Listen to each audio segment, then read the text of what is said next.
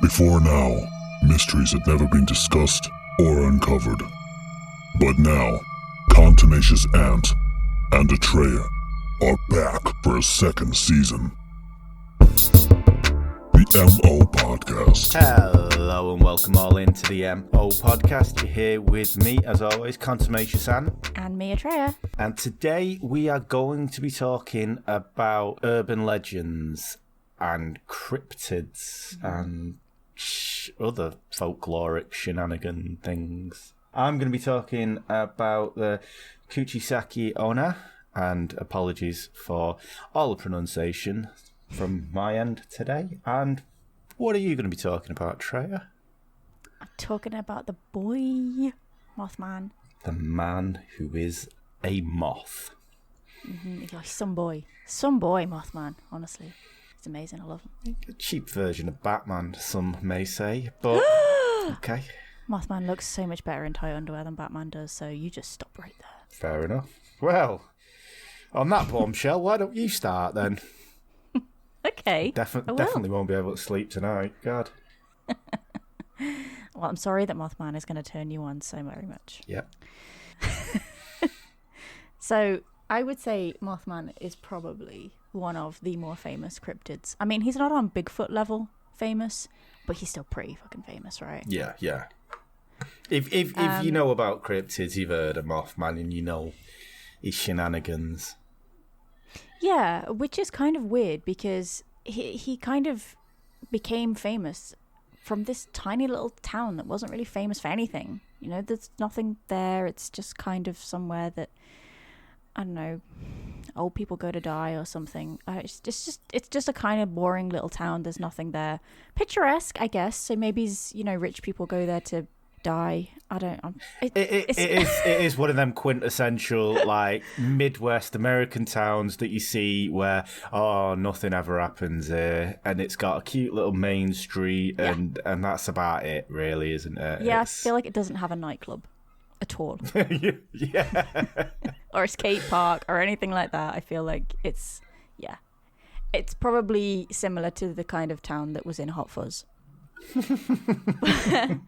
So, like I say, Mothman is mostly famous for his sighting in Point Pleasant, but he actually has been sighted for like over 200 years. And it's weird. I say Mothman like it's just him, and he's just lived this whole time, and he's just really, really old. But, I mean, I say there has been sightings of Mothmen, let's say, because I can't really say that it's the same one, you know? So we have, in 1877, yonks ago, there were sightings of a winged human form flying over Coney Island, right? Then, in 1880, there was a man with bat's wings and improved frog's legs, whatever that means. Okay.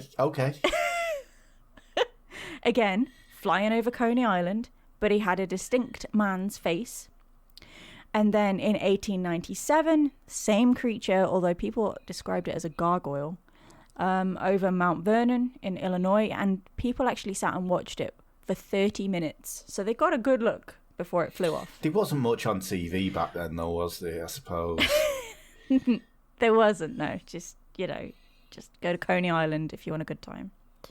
And then between 1868, 1869, 3 people in Arlington, Virginia, saw an 8+ foot tall creature standing by a tree.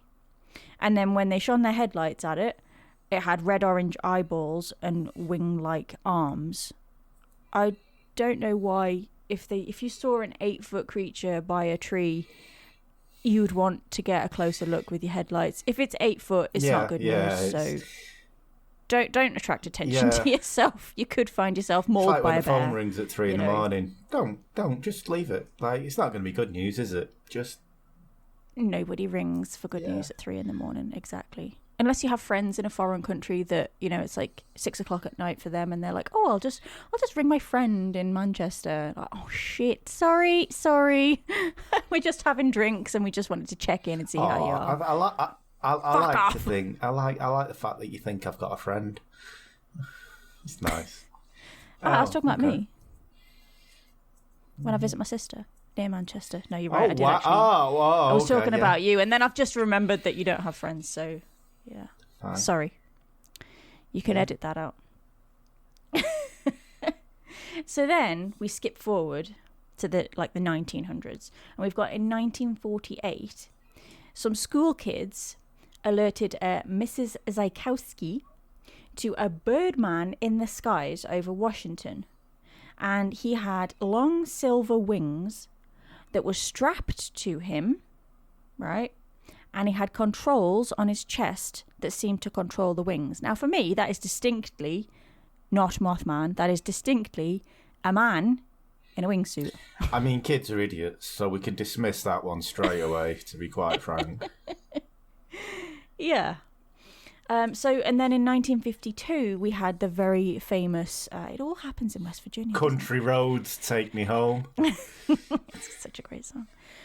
Flatwood Monster, everybody remembers that, everybody remembers Flatwood. I say remembers, I mean, I wasn't born for another 30 years, but everybody knows about the Flatwood Monster. He was an alien, and it was a big deal. He had a head like the Ace of Spades, apparently.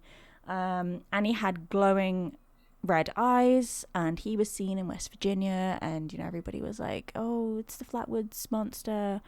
But again, the description is very similar to Mothman. Then in 1960, we had a little place called Marlington. I guess they ran out of names, didn't they? Like Arlington. What should we call the next one? Marlington. Yeah, they just... That's southeast of Flatwoods. What's this place? New York? Arlington. There's already a York. We'll just call it New York. Yeah, they do that a lot, don't they? New Hampshire. England. New Hampshire. New Bedford. Is there a New Bedford? Probably. Jesus. Well, there's definitely not a New Peterlee, I'll tell you that. They're missing out. So in Marlington, southeast of Flatwoods, we have a man called Doc Priestley. What a fucking cool name. He does sound like a sci-fi dude. He sounds awesome, doesn't he? Yeah. And he was just quite happily cracking on with his life, driving along at night, and his car stalled. And he saw on the side of the road a giant hominid creature with all of its long hair standing on end, just kind of standing there watching him. And then it kind of stood up and flew off, and then his car started again, which is weird. Yeah. Then we have another guy who saw, this is a direct quote, a horrible monster. As if there's benign monsters, I came up and stroked my face. Gave me a flower. It's a lovely monster. It was 8 foot tall. It had big red glowy eyes, and it had shaggy long hair all over its body. So that's very similar to the Doc Priestley version, but not similar to the other versions, which seem to be hairless, bat-like, man in a wingsuit. Yeah. And then we have in Point Pleasant itself in 1961, along Route 2, Mothman, and the woman who witnessed this specifically said, Mothman appeared in front of my car. It was tall and grey with its wings folded over its back. It spread its wings, which filled nearly the whole road. I mean, to be honest with you, have you ever seen a seagull's wingspan? They're massive. It's pretty big, I know, right? I always thought they were just tiny, but when they get up and try and steal your chips and then spread your wings, you're like, fucking have them. Jesus. Well, you know why their wingspan's so massive, right? It's because it's got to compensate for their fucking fat bellies to take them into the bloody air. It's so full of fish and chips and chewits. Ever seen a seagull eat a chewit? You just think Karma's a bitch, you little shit. So then we have like a big spat of sightings in the 60s. So on the 1st of September 1966, numerous adults saw a man-shaped thing in the sky over Mississippi. That's all that was elaborated on. For all we know, it could have been the dudes in the wingsuit. Then on the 1st of November, same year, a National Guardsman sighted a huge human-shaped object in a tree. Okay. That's weird. Yeah. Then on the 12th of November, same year, 5 grave diggers saw a brown birdman flying over them. They were in West Virginia. Shock horror. And then we have the famous TNT sighting. So November 15th, 1966, we had 2 couples. They were in a car, Roger and Linda Scarberry and Steve and Mary Millette. They were driving at night on the dirt roads around the TNT area. It used to be, well, they used to make TNT back in the day. And it was like an old dump site kind of thing, but it was just generally called by the locals the TNT area. And it had loads of like bunkers and stuff that weren't used anymore, all kind of dotted around. And it was just generally not a very nice place to be. But Wile E. Coyote loved it around there. He did. And they were by an old generator plant, and they said they saw a huge figure lurking at the roadside, and its eyes were blood red, but it didn't seem to notice them, and it just cracked on walking to the generator plant.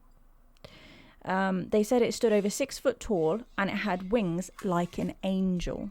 It didn't have any arms, apparently. The face was hard to distinguish. It did have a 10-foot wingspan, which I'm not sure how they deduced that. Yeah, how did you discern that? It had its wings folded when they were calm, and just noticed it for the first time. It had its wings folded behind its back, so and then so it must have at some point they thought that they kind of carried on driving like, shit, we don't really want a piece of that, and it started following them in their car, and the car was going at 100 miles an hour, and this thing was keeping up with them. So the girls were in the back screaming their heads off. The guys were losing their shit.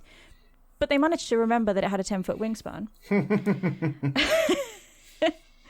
Now, weirdly, 90 miles away and shortly before this occurrence, in Salem, West Virginia, a man had mentioned that his TV started flickering and it shut down, and his dog started going nuts outside. So he went out with his gun, and he said he saw 2 red eyes looking at him in the forest area, and his dog, Bandit, poor Bandit, he ran off into the forest towards these eyes, and he started barking, and then he made like a yelp, and then that was it. And this man never saw Bandit ever again. That makes me sad.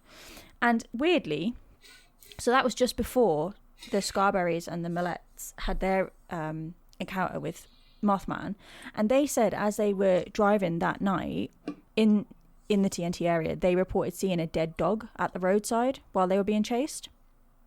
So, I mean, I guess dogs unfortunately die all the time, but I mean, it could. You saying is it the thing is that this Mothman carried it all that way?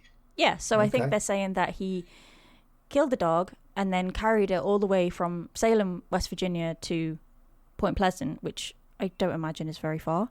Well, 90 miles, as Mothman flies. As the Mothman flies, yeah.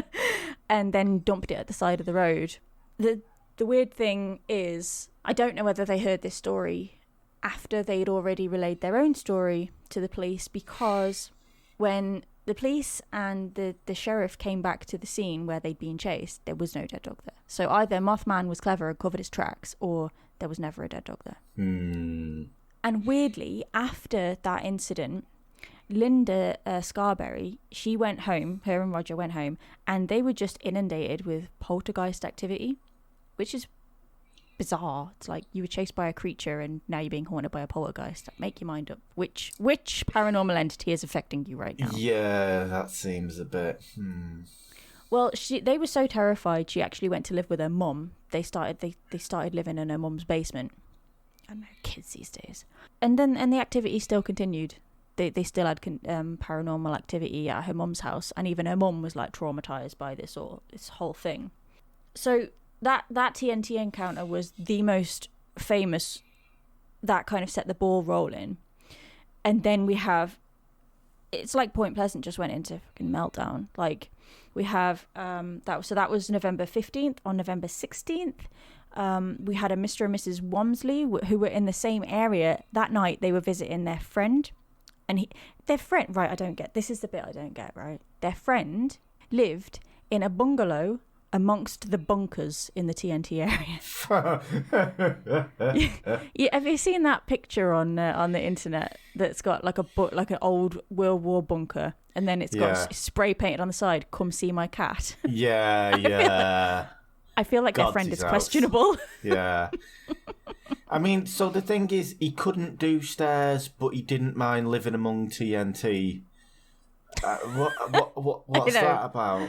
I know, in like a really dodgy, horrible area. I mean, maybe the bungalow was cheap. I don't know. Maybe he got it for like $5,000 or something because it was in a really rough area. Just be careful where you're standing. Could blow up any minute. Yeah, and the neighbours are constantly zipping around at night, flying around with their red glowy eyes. So they knocked on the door of their friend's house and there was nobody home. And so they turned back towards their car and they saw a figure lurking behind the car. Creepy. And it was big and it was grey and it had glowing red eyes, and they just lost their shit and ran for their lives. Then we have another sighting, another gravedigger. Gravediggers are so unfortunate. Saw a brown human being gliding through the trees. So it's like the people at night see it as like a tall grey thing, and then the gravediggers during the day see it as a brown thing. It seems very owl-like to me. Yeah. Then we have November 20th. A couple reported seeing a bird with a wingspan larger than their truck. Another witness saw a bird that was 4 foot tall land on a bus shelter. Another person saw the exact same creature beside a rock quarry. November 25th, we've got a man that sees a 6 foot tall creature with a 10 foot wingspan hovering over his car at 75 miles an hour. Then on the 26th of November, people watched 4 large birds sat in the trees about 5 feet tall with 10 foot wingspans and claimed it was a Mothman sighting. I'm sorry, but those are giant birds. It's just big birds. If it looks like a bird. Yeah, exactly. If it squawks like a bird and flies like a bird, it's a bloody bird. Exactly. Shits on your head like a bird, it's a bird. I would say it's probably a bird, yeah. The next day, a woman saw a creature flying towards her car.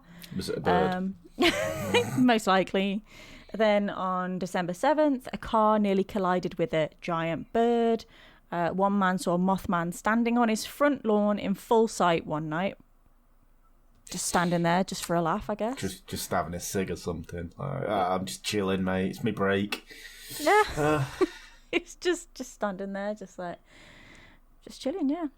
And then in November 1967, apparently loads of residents of Point Pleasant started having dreams about a coming disaster that was going to happen to the town. Like, this wasn't just one person, this was loads of residents had these weird dreams. And then on December 15th, as we know, the Silver Bridge collapsed, and there was the loss of 46 lives. And apparently Mothman was sighted just before the bridge collapsed. Yeah, so, yeah. But the thing is with these people having dreams, did they mention anything before the bridge collapsed, or was it just afterwards? Like, oh, you know what? You know, it doesn't say, which is weird, right? Yeah, kind of weird that, because I have loads of weird dreams. Well, okay, let's not talk about that. But you can just stay after the fact and go, yeah, I had a dream that, like, something fell down. I seen a building fall down, or whatever, after the fact. And it's like, but why didn't you tell us before? You had it 2 weeks ago? Yeah. Love. Exactly. That would have made sense, right? Especially, like, people talk in small towns. Like, you would... Exactly. You would think in the grocery store, people would be like, oh, God, I had this weird dream. Something awful's going to happen in this town. And then, like, you know, Betty across the counter goes, no way, I did as well. No freaking way. And you know what? Ted was just telling me the other day that he had exactly the same kind of dream. Like, something horrible is going to happen here. We best get that bridge checked out. You know, but no, nobody talked. No. Apparently.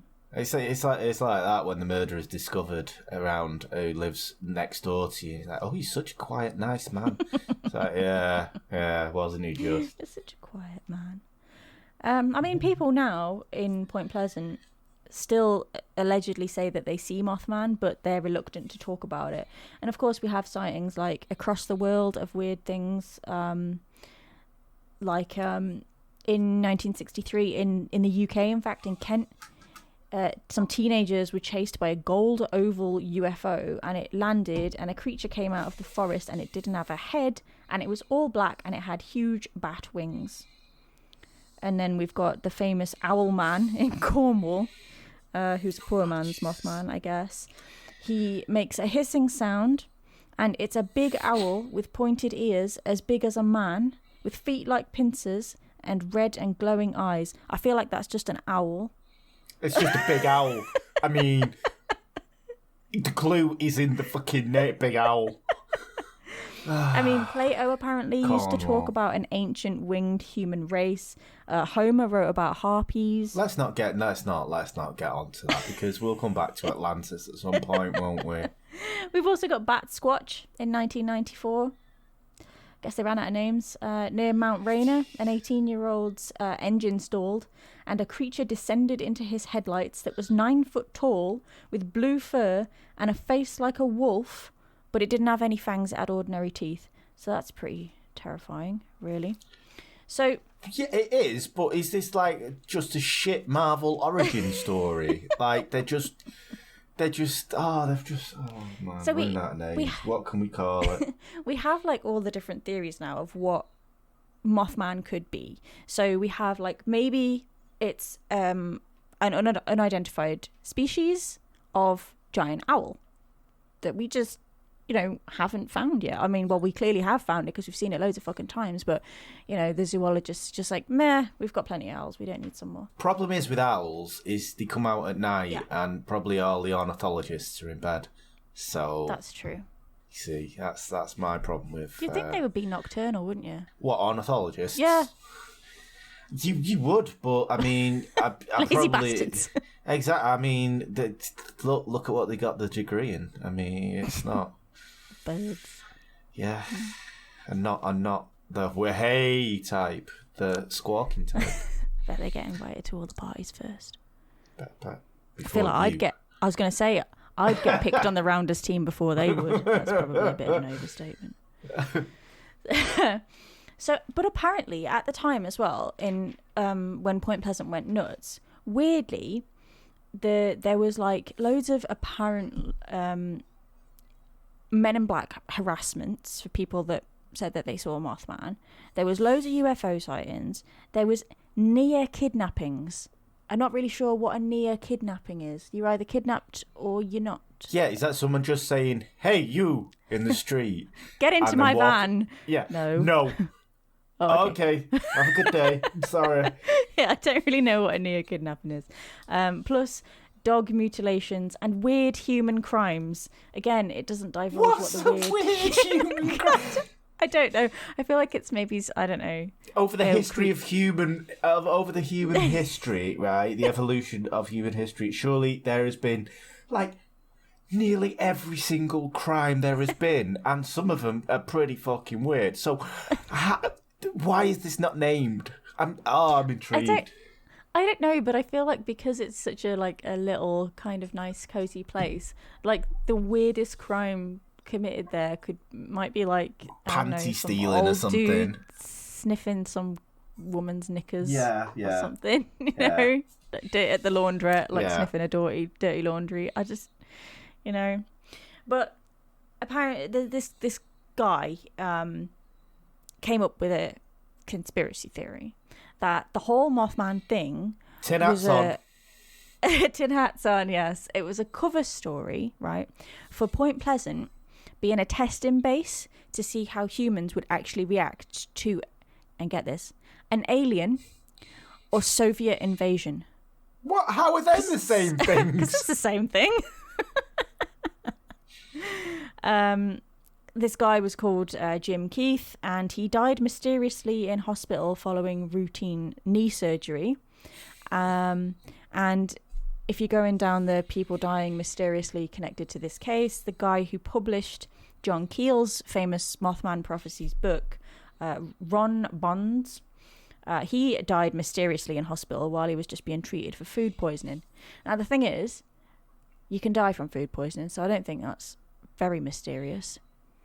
And routine knee surgery, I mean, anything can happen on the operating table, can't it? It can. Yeah. There is always a percentage, even no matter how small it is, that you could have a reaction to something. Or the doctor could just sneeze and then, like, slip. Screwed. Yeah. Yeah, exactly. So I feel like probably 90% of these cases, it's kind of safe to say, are owls.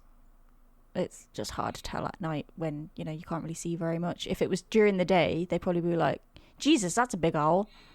But that's about it. They wouldn't jump to conclusions.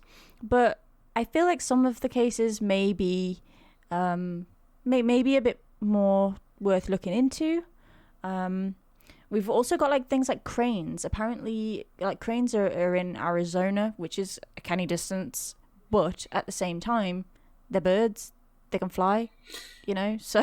Yeah, I mean, I remember reading that there was a lot of say that there was no cranes ever in Point Pleasance at around about this time. They never migrated there. But surely birds, being the way birds are, they migrate places. They go south for the winter and stuff, so surely they have to stop off somewhere, Yeah. And, with, like, climate change and stuff, it does affect their migration patterns. So this could have been, we've been fucking the planet up for decades now. So just because the birds decide Point Pleasant is a good place to stop off for winter doesn't necessarily mean that Mothman is real. I mean, he might be this harbinger of doom, but I mean, the guy that saw him standing on his front lawn, she's just chilling. The only imminent doom I could see in that situation was that the guy's TV was on the fritz. Yeah. And I don't know if Mothman deals in stuff that inane. Maybe it's his side job, like cable installer. Oh, fucking hell, there we go. I'll be there in 2 minutes, Bob. I'll sort it. But I do, with the whole men with wingsuits strapped onto them, it wouldn't surprise me at all. And to be honest, if you looked into it, they probably already they've already tested wingsuits, in the past. And the Americans were nuts for going crazy, testing all kinds of different inventions and things like that. So if it looks like a man in a wingsuit, it's probably a man in a wingsuit. Probably. Just because it's not something you can buy on the shelf at Toys R Us doesn't necessarily mean that he's Mothman. It's mad Earl. So probably... Like, he's just knocked up a wingsuit in his trailer, hasn't he? It was the 60s. There was loads of weird testing going on and loads of weird... America was just convinced that Russia was going to invade at some point, and, they were just going nuts with testing everything and trying to invent new ways of getting one over on Russia. By the way, that's never going to happen. Nobody can get one over on Russia because they're Russians, okay? All the UFO sightings that we see are not UFOs, they're Russians. Just getting that out there. Yeah. But I feel like, maybe Mothman is real. Maybe he's an undiscovered species, or maybe he's an owl or a crane or a guy in a wingsuit. But I think most people need to just double check when you see what you think is Mothman. Just double check. If it hisses at you, it's a fucking owl. Yeah. If it's a bird in a tree, it's a bird in a tree. Yeah. Quite frankly, if there's 4 of them and they're in a tree, it's a bird. Clearly, we haven't discovered all of the species on the planet. We've got a long way to go. We still haven't found sheep Squatch yet, and we know he's out there. But yeah, I would say a good portion of those cases are owls. Yeah. But I do still believe in Mothman. I just don't believe he's just hangs around for the crack. I don't. I think they saw something, but what was their state of mind when they saw something? I mean, with the four people, the first people to see him in Point Pleasant in the 60s. They were out there. It was a lonely road. Why'd you go down lonely roads? It's either a lover's lane or to get away from prying eyes and do some nefarious stuff. So I'm not saying they drink driving. I'm not saying they're on drugs, but they're on drugs, quite frankly. And Or dogging. yeah, and they saw just a bigger than normal bird and panicked. Yeah. Yeah. And I'd like to think that it is that it's a thing, and Point Pleasant does have an annual the Mothman Festival. Yeah, I festival, really wanna isn't it? Yeah. I want to go, but I'd probably get beaten up for suggesting that it's all owls. Yeah, probably. Well, I mean, It's not all owls. yeah, not 100% of it, just 90. A good portion of it. But yeah, I mean, and if you haven't seen the Mothman statue in Point Pleasant, have a look, because man, he's got some tight buns on him. He has, and he doesn't look anything like the descriptions either. No, not at all. He looks like a bug. Yeah, he does. He looks like Batman in silver with bug antennas on it. Really weird. Do you ever remember that TV show that I think it used to tie in with the Power Rangers? It was called The Masked Rider. It is that with wings. The Masked Rider is just Mothman without wings. Spit and double, honestly. So, yeah. what have you got in the bag?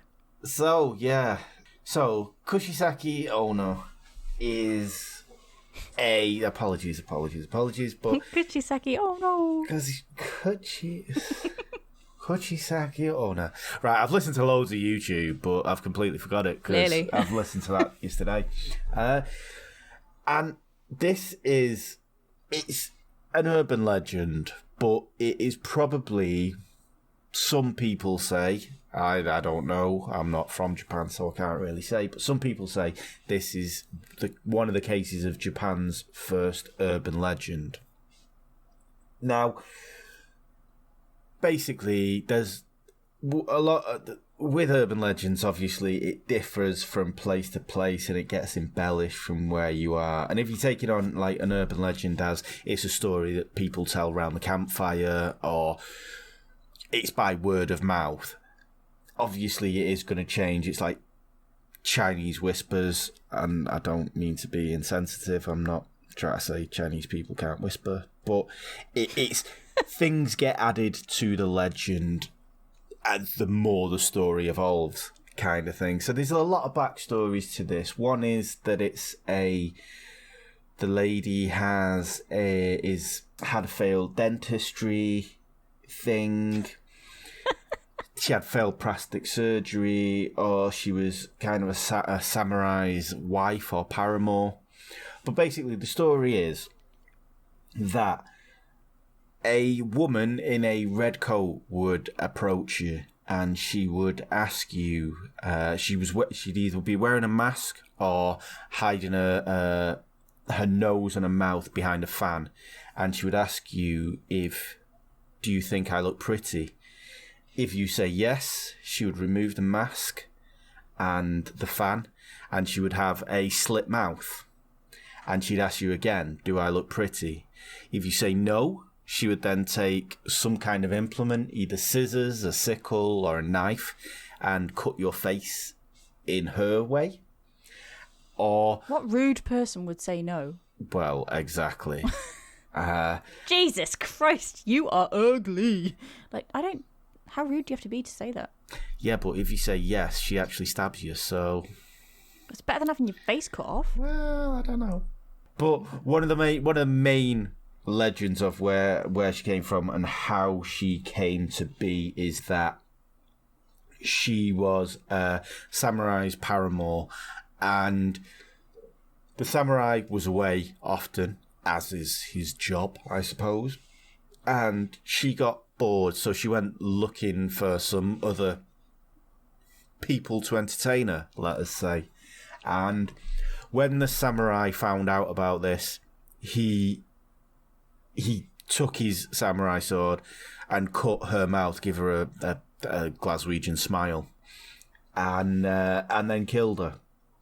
And obviously, as she has been hard done by, she's a restless spirit, so she comes back to haunt people, and then she comes across people on dark nights or lonely roads, and she asks these questions to you, and you can kind of win, but you're probably gonna get injured in some way or another. Now, It's still going to be owie. yeah, exactly. There's a few different descriptions. She usually wears a red coat, and that is to hide the blood that she's gonna cause because she's wrecking your face up. One of the more interesting ones was that she can run 100 meters in 6 seconds. Oh, nice. Yeah, I don't know who timed her and why the Japanese Olympic team haven't signed her up, but Definitely. that was one of the more interesting things that came across. Now, there are some ways to get out if you come across Kuchisake-onna. There are some ways to kind of get out of this. If you answer yes to both of her questions, she'll leave you alone, but she'll come back in the night and to your house and brutally murder you. Oh, nice. So she'll leave you alone in the moment, but then just like lock your door at night and your windows.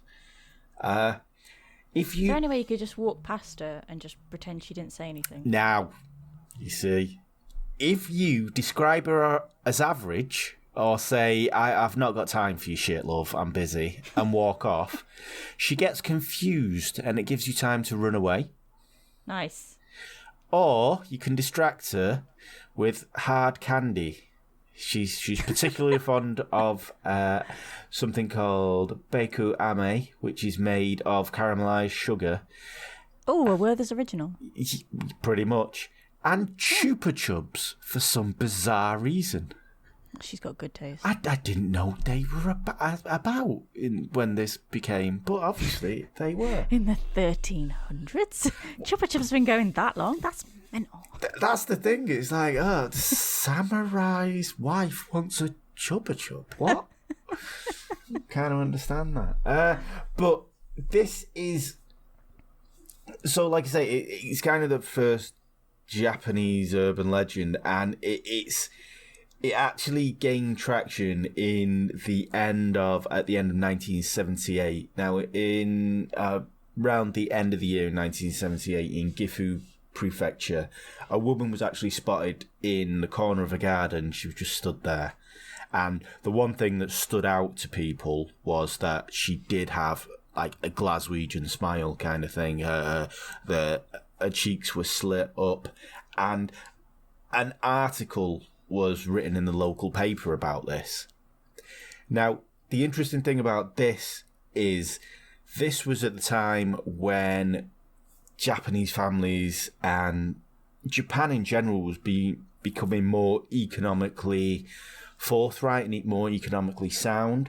So there was a lot of crossovers with the schools. So what they had in Japan was called cram schools.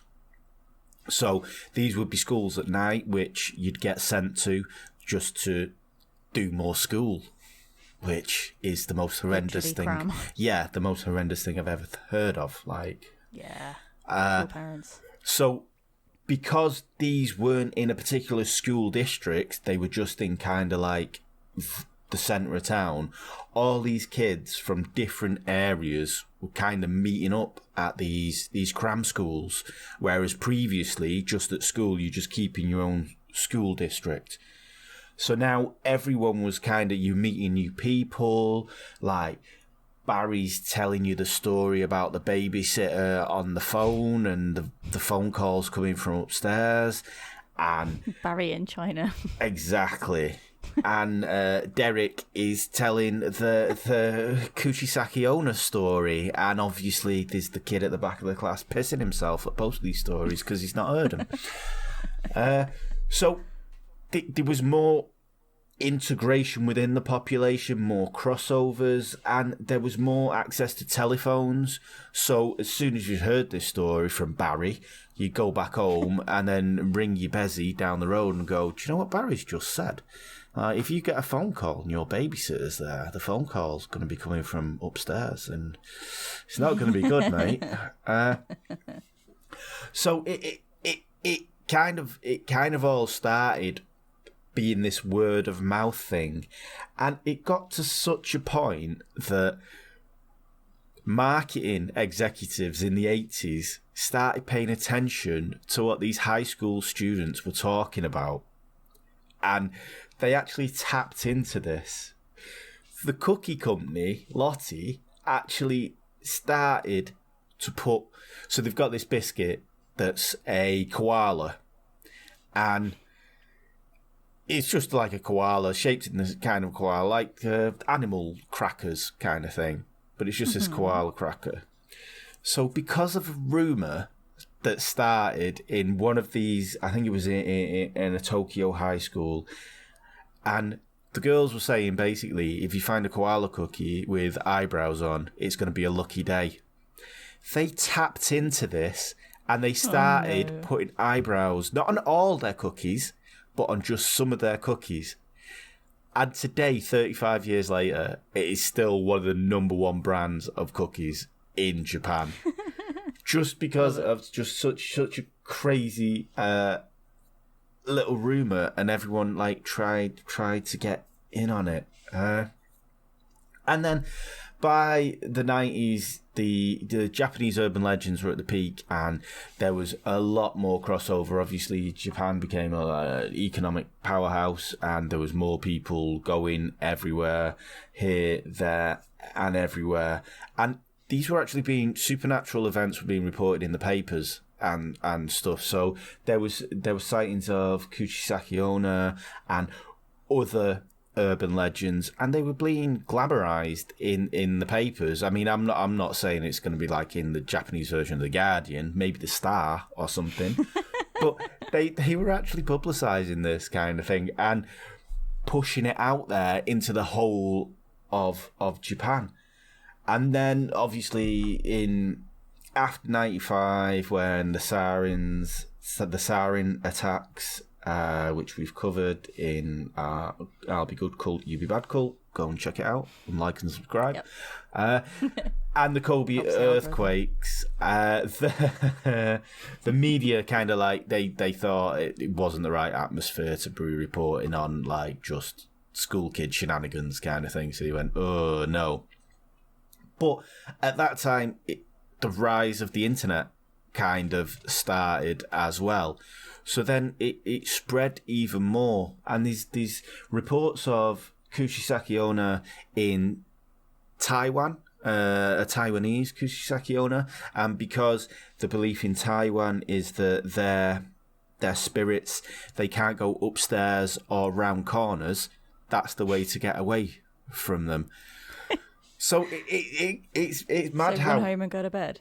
Well, exactly, yeah, just go upstairs. It's like a Dalek. Yeah. Can't get you.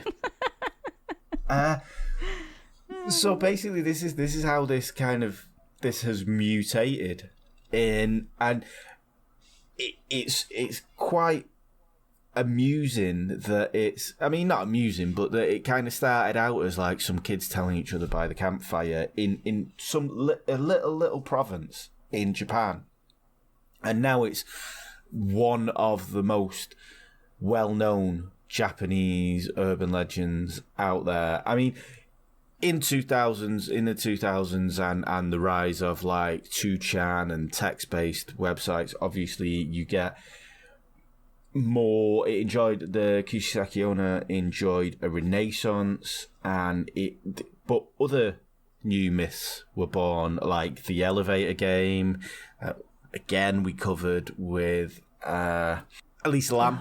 Cecile Hotel. Yeah. Yes, I was thinking the Cecile Hotel. But the Elisa Lam case, that some people thought she was playing that game, and the Kisaraga Station story, which just has kind of, it's just built up from this, like, just word of mouth around the campfire kind of thing into this full-blown...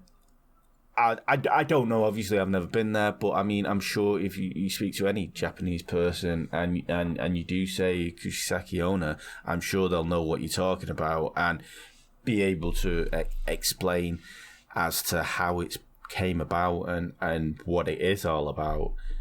Yeah. But it's... Imagine if you saw that, you'd be freaking terrified. But this is the thing as well, I think, because with the cram schools that our children were going to as well, they were forced into an environment because it was after school, it was late at night, and then adults are about. I think it's kind of been built up as a scare story as well for adults to tell their children, like, don't trust anyone while you're out there. You know, while you're not in the big wide world, but you go to cram school, you come straight back home because Kuchisake-onna could be out there. Yeah. Because obviously they're going into a new environment, they don't know where they're going, and it's dark. If you were the kids though, would you not just be like hearing that story from your parents and just say like, would it not be best if I just didn't go to cram school, just in case? That's the thing as well. I'd be like, you know what? I'll just be a scaffolder. I'm fine. Fine with that. Someone's got to do that job. Yeah. Mm-hmm. It's someone. Well, yeah, special kind of someone. Jesus. But yeah, it's a mad thing. It's kind of built up. There's so many different versions of it. Like I say, the backstory is she was having dental surgery and she didn't like what the dentist was doing, so she shook her head and the dentist just like sliced her face up. There's one... That's not what you do when you're at the dentist. Like, you're right there. Uh-huh. Do you like what I'm doing? I can't see because I haven't got a mirror. What's that? Is there a mirror? Oh, fuck, I've turned my head to look for a mirror and your fucking drill's just gone straight through my cheek. Exactly, yeah. And then, is there a mirror on the other side? Oh, I've done it again. Would you believe it? This is not how dentistry works. You just sit there and then after he's finished and the drill's turned off, you sit up and you go, you could have made me two front teeth a little bit shorter, but yeah, it's all right, I suppose. Cheers. NHS, what do you want? Yeah. But you can tell that a kid's come up with that, can't you? Like, because of the horrific dentist who will fuck you up. Nobody likes the dentist anyway. No, exactly. There's another story. Her origin story is that it was failed plastic surgery. Now, this one's a bit weird because it's like there was a father who had 3 daughters, and the first daughter had plastic surgery, and it went really well. The second daughter had plastic surgery, it went really well, and then the youngest daughter had plastic surgery. It didn't go so well, and she ended up like the Joker. How bad does it have to go, really, to be that bad? Like, what was the surgeon drunk? Well, this is it, and I mean, you've used him twice already, so I mean, you must be getting this one free as well. So maybe that's what it is. Yeah, standard. Because that's a big cock up, really. There's also, paradoxically, right, there's also another story as where with 3 daughters. The first one, it goes wrong, plastic surgery. The second one, it goes wrong. And then the third one intentionally cuts her face to look like the older daughters. I love what you've done with my sisters. Would you make it the same, please? So yeah, I mean, he's fucked up once, but I'll give you another chance. Why would you go back twice? With my flesh and blood. And then it's like, just make them all look the same. Fucking hell. Jesus. That's not, no. It's bizarre. It's not so much the story itself. It's just how it kind of expanded from just being a campfire story up into the what it is today is just a story that you tell your kids, just don't talk to strangers kind of thing, or else they'll slice your face up. I love the brutality of it as well. It's just like... She's got some serious trauma. Clearly. But this is the thing as well, and the story with the samurai is the samurai's wife or paramour or whatever. She's the one fucking about on him, so why's she coming back cutting up people's faces? I'm sorry, I'm sorry, he did bad to you, but haunt him, not poor fucking people. You were fucking about, love. Like... Maybe the other ghosts take the mickey out of her because she's got a stupid Joker smile, and she's like, well, I need to make more ghosts that have got a stupid Joker smile, so I'm going to go and mutilate all these people.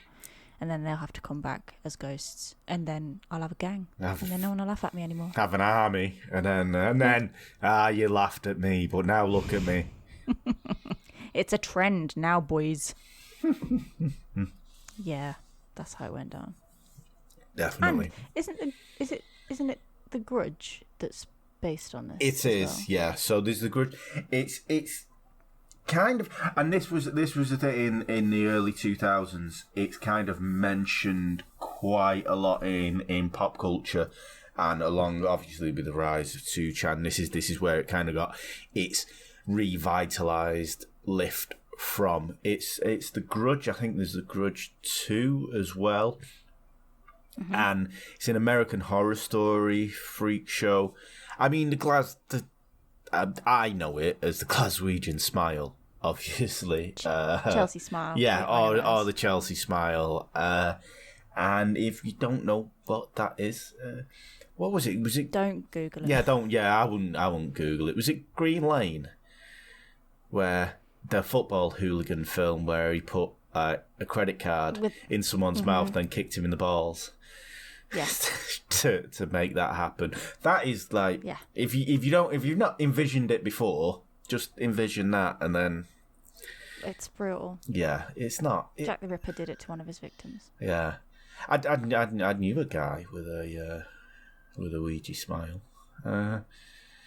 He wasn't a nice guy, obviously, but well, that kind of thing doesn't really happen to nice people very often. Yeah, he fucking deserved it. But I mean, no comment, my lord. I think actually, the Black Dahlia had a Chelsea smile, didn't she? Yes, yeah, and it is. Yeah, it's a. I think it's been used quite a lot in. I was going to say literature, but it's been used a lot as, I don't know, jealousy, isn't it? Really, I would. Put that with. Did gangs use it as well? Like gangster gangs, not like, the local chavs around the corner. As like because it won't kill you, but you're scarred for life. Yeah, it's a mark on you. They'd if they wanted to put a mark on you. Yeah, of course. It's like a cheap version of a brand, isn't it? Really, like a branding iron. Can't wait to heat up the irons, so we'll just fucking glass you. Yeah. Basically. Yeah. On that bombshell. So what's next week? What is next week? Paranormal?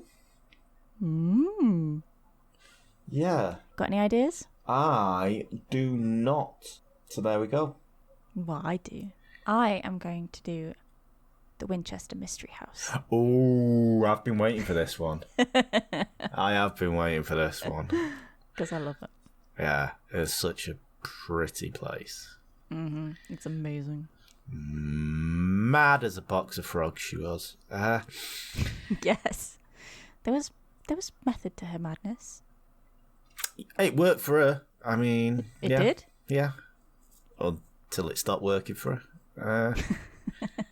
And then... yeah. Oh, you know what? I might do an exorcism. An exorcism? No, not literally. Not on not on the podcast. Like, I was just wondering if you'd gone for that course that was £30, and you'd done it without telling me the demonology one. I'm gonna fucking do it. I tell you. Do you know what? Right. No word of a lie. My mum asked me what I wanted for Christmas, and my birthday. And she was like, oh, because she's retired. And she was like, oh, I've got some retirement money now, so I can spend some money. And you know what? It was a coin toss between that demonology course and 16 gigs of RAM. And because she's very, very Roman Catholic, I went for the RAM. I was like, I don't think you wimp. I don't think she'll buy me a demonology course. Not even if I'm trying to say I could exercise her if she ever went to the dark place. That's the thing, though. I mean, if she's Catholic, then she's got to believe in this sort of stuff, hasn't she? Because, that then exorcisms wouldn't be a thing. You'd think, but then she thinks, yeah, you can't say, like, lesbian, or else you burn in hell. That kind of religious. Yeah, she's one of them. She's like, oh no, you can't open doorways. If you start saying the names of things, they open. It's like, what? Because I say lesbian, I'm going to turn into a lesbian mum. For a start, that's quite hard for me. It's going to have to be a whole lot of operations and transitioning for that to happen. But I mean, you're a bit of a girl. Wow. Okay. Fine. Fine, there you go. Heard it here first. I think that you should get the demonology course as well. Freaking I exercise. think you need to. Well, you've got some evil in you, I'll tell you that now. Oh, you don't need to be Ed Warren to see that. Oof. Does that mean that you're going to have to learn Latin? No. Google Translate. Google Translate isn't going to work in a fucking exorcism. Look. Okay, Google, how do you say right. the power of Christ compels you in Latin? Right. Oh, my phone's lit up. Oh, here we go. Phone's like that. You don't need to say that. Don't worry about that. Move on. But weren't the ones in Emily What's-her-face? They spoke English. Hitler was in there, weren't he? Hitler was in where? Who was that one who had six demons in her? Was it The Haunting of Emily Rose? Yes. Didn't she have like 6 demons in her? No, she wasn't really called Emily Rose, was she? I think her name was Amelie or Annalena or something like that, wasn't it? I don't know. I've not done the research yet. Probably do that well then.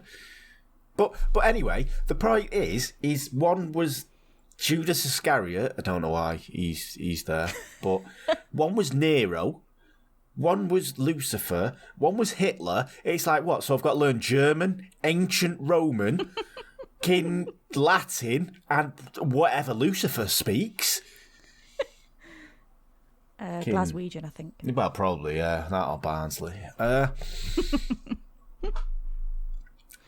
Yeah, so I won't be doing an exorcism. Fucking hell. Well, maybe I will. Maybe I'll cram that course. I'll go to cram school and do that course. See, be careful walking home. I will. I've seen a woman with a mask. What? You're always going to see a woman with a mask walking home, mate. Oh, it's COVID. Jesus Christ. I mean, imagine now if that would have started like, see a woman with a mask, run, kids. There'd be kids running everywhere today. Fucking hell! There's loads of them. They'd have to just stop selling red coats, wouldn't they? Jesus Christ. They'd just have to, time themselves. They'd just have to all get really fast, wouldn't they? 100 metres in 5 seconds, or you're dead. Really, really fast. Or just trip up the fat one and then go, right, see ya. Have him. Bait. I mean, yeah, or they could just run up the stairs. I suppose, but only if you're in Taiwan, so. True. Because it's all flat in China, they don't do stairs. No, like Holland. On that bombshell, yes. Thank you so much for joining us. So that has been a from me anyway, a diatribe about urban legends of Japan and the Mothman. Both of them not real, but anyway, so thank you so much for joining us, and we shall see you all next time. I've been Consummation. And I've been Atreya. MO Podcast. Bye. The MO Podcast. The MO Podcast. The MO Podcast.